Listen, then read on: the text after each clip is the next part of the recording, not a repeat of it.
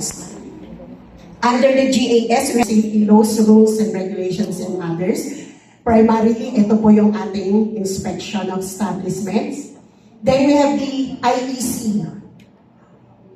Popularly, ang pinaka-popular na activities natin is the Oplan Ligtas na Pamayanan. Di po ba? Sa baba.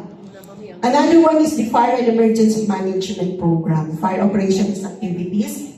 Ito po yung suppression natin, the non-fire response activities. Ito po yung mga natural and man-made calamities.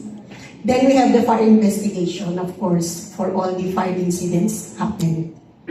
So dapat yung mga activities natin, programs, activities, and projects, hindi po siya lalabas sa ating budgetary structure. And yung tanong kanina ni Jen about the dental and medical mission, hindi po kasi natin mandate po yun. Although we have dentists, we have lots of doctors. Pag naggagawa po tayo ng pagsalabas po ang pag-render natin ng medical is kasabay po nun natin. Yun po yung mga dental services. Pang-personnel po yun. Hindi po panglabas. Yun po yun. Ang pagkakaiba po.